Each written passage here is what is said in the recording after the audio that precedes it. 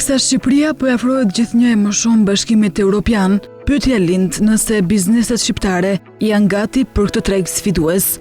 Për të përfituar nga tregu prej 450 milion konsumatorësh të Bashkimit Evropian, bizneset prodhuese shqiptare do duhet të ndërmarrin një sër hapash konkret për të hyrë në një treg të ri, me kërkesa të larta dhe konkurrencë të fortë gjithashtu. Sot, shumica e bizneseve shqiptare përballen me sfida serioze, duke nisur nga teknologjia e veturuar, mungesa e certifikatave ndërkombëtare, mungesa e fuqisë punëtore të kualifikuar, si dhe qasje të kufizuara financiare. Por ka një potencial të konsiderueshëm, duke nisur nga pozicioni strategjik gjeografik, me tregjet europiane si dhe ato produkte të cilat I konsiderojmë me karakter unik. E gëzysoj për të bërë pjesë e tregut të Bashkimit Evropian, një biznes duhet të ndjek një rrugë të gjatë me hapa konkret. Aktualisht, sa kohë kanë bizneset shqiptare për të përafruar me standardet europiane? Jemi gjithmonë me atë dozën e optimizmit që do realizohet një gjë e tillë dhe urojmë që të realizohet. Falë dhe ndryshimeve të mëdha teknologjike dhe të sidomos inteligjencës artificiale, ne kemi besim që do bëhet e mundur që kapitulli të mbyllet. Por përpos kapitujve, është shumë e rëndësishme situata reale e ekonomisë dhe sipërmarrjes private në Shqipëri dhe mentaliteti I qytetarëve shqiptarë. Pra sa në përputhje jemi ne realisht me ambientin dhe realitetin evropian. Në cilësinë e kryetarit të Dhomës së Tregtisë, unë do doja të ndaloja thjesht tek sipërmarrja private dhe pjesa ekonomike, që është edhe më rëndësishmja në pjesën e procesit të integrimit dhe anëtarësimit në BE, por jo pak rëndësishme është edhe mentaliteti dhe integrimi qytetar dhe I qytetarit shqiptar.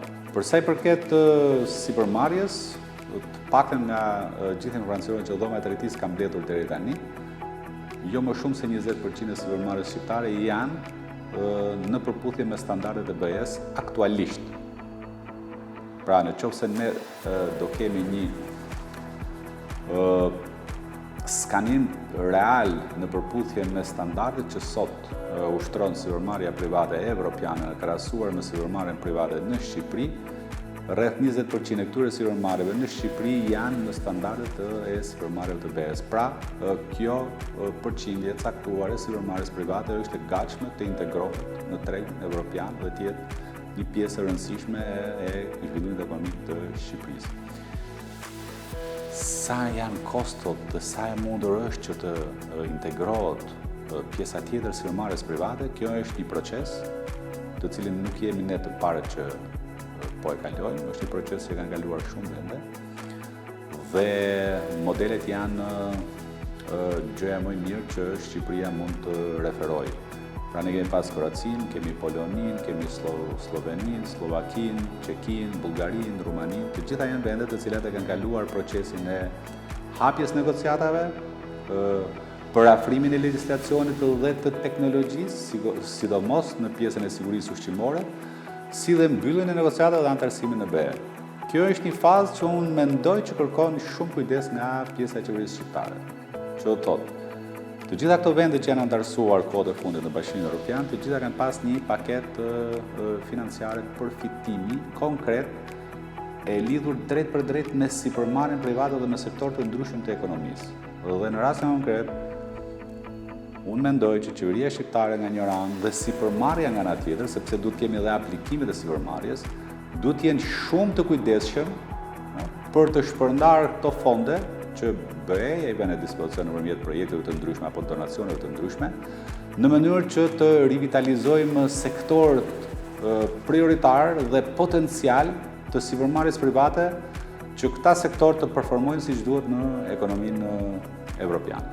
Por çfarë duhet të bëjë si fillim një biznes shqiptar për t'u afruar pranë tregut të standardeve europiane? Si fillim, çdo biznes që synon tregjet europiane duhet të ketë një vlerësim të brendshëm, se çfarë kriteresh përmbush dhe çfarë mungon. Duhet të analizojë teknologjinë, cilësinë deri në kapacitetet prodhuese gjithashtu, e mënyrën se si operon biznesi, por nga ana tjetër, duhet të ketë një përzgjedhje delikate të produktit, apo të linjës që do të tregtojë për të përzgjedhur, apo produkte të cilat kanë potencial më të lartë konkurrueshmërie në tregun e Bashkimit Evropian.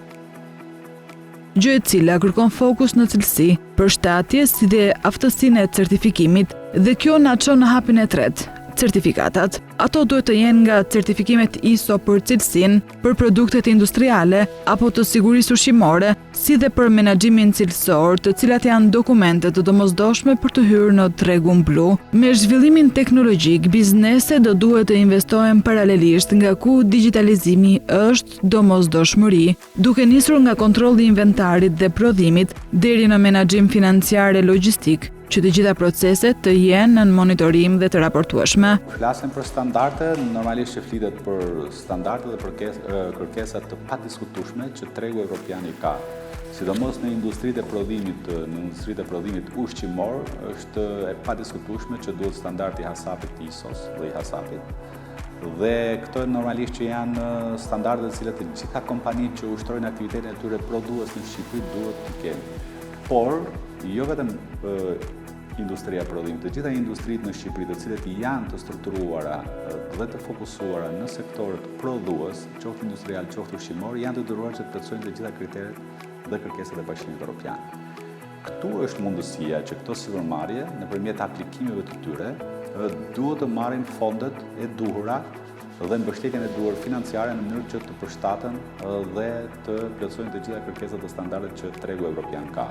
Duhet kuptojmë se çfarë fondesh janë dhe çfarë mund të marrin bizneset shqiptare. Janë financime që mund të marrë grandet pakthyeshme, pra zakonisht kemi 30 deri në 60% e kostos së iniciativës për standardizim dhe formalizim të projektit, pra 30 deri në 60% e mbulon fondi.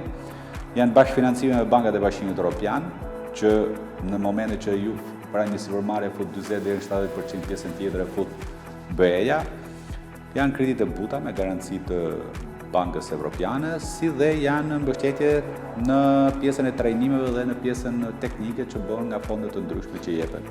Pra kjo është shumë e rëndësishme që sipërmarrja private të ndërgjegjësohet, që ka edhe këtë mundësi.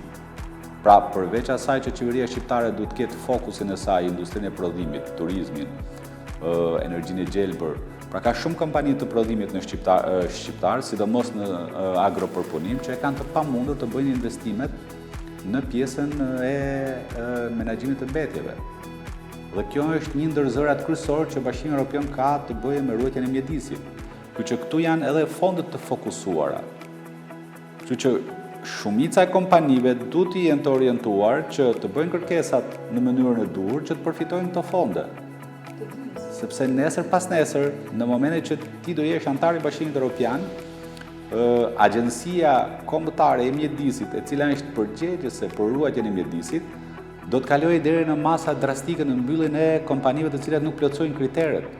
Dhe kjo është shumë e rëndësishme që sipërmarrja private të jetë ndërgjegjësuar për kushtet dhe standardet që ka antarësimi në BE, në mënyrë që të merren masat paraprake dhe të bëhen ndryshime dhe investimet e duhura. Por burimet njerëzore pa diskutim janë një pjesë e rëndësishme e mbarevajtjes së biznesit. Një tjetër aspekt thelbësor është trajnimi i stafit. Integrimi në Bashkimin Evropian nuk kërkon vetëm produkte të mira, por edhe njerëz të përgatitur që njohin praktikat moderne të menaxhimit dhe standardet europiane. Por aktualisht, cilët janë sektorët të cilët plotësojnë kushtet dhe standardet europiane? Atëherë, në pjesën e 20% më shumë futen në sektorët e prodhimit industrial, jo ushqimor, dhe shumë pak janë në pjesën e industrisë ushqimore, jo origjinë shtazore. Sepse aktualisht, agropërpunimi në Shqipëri, përjashtimisht pjesës së perimeve dhe frutave, pjesa tjetër me origjinë shtazore është e ndaluar për të futur në vendet e Bashkimit Evropian, gjë e cila është një pengesë shumë e madhe për industritë dhe për njësitë prodhuese në Shqipëri. Pra, sipërmarrjet e cilat janë të standardizuara, janë të gjitha ato sipërmarrje që janë në sektor të prodhimit industrial, të ndryshëm, qoftë mekanik, qoftë tekstil, qoftë ushqimor, jo origjinë shtazore. Një nga elementet kritike është formalizimi i plotë i biznesit, ku nis me transparencën në raportim, respektimin e të drejtave të punonjësve, si dhe përputhshmërinë me ligjin ku janë kushtet bazë për çdo marrëveshje me partnerët në BE. Një ndër kushtet është edhe paketimi i produktit. ku logoja, paketimi dhe etiketa në gjuhë të huaj janë karta e parë e prezantimit në një treg të huaj. Prezantimet amatore ngeli në klas. Integrimi në Bashkimin Evropian nuk do të jetë thjesht një proces politik apo diplomatik.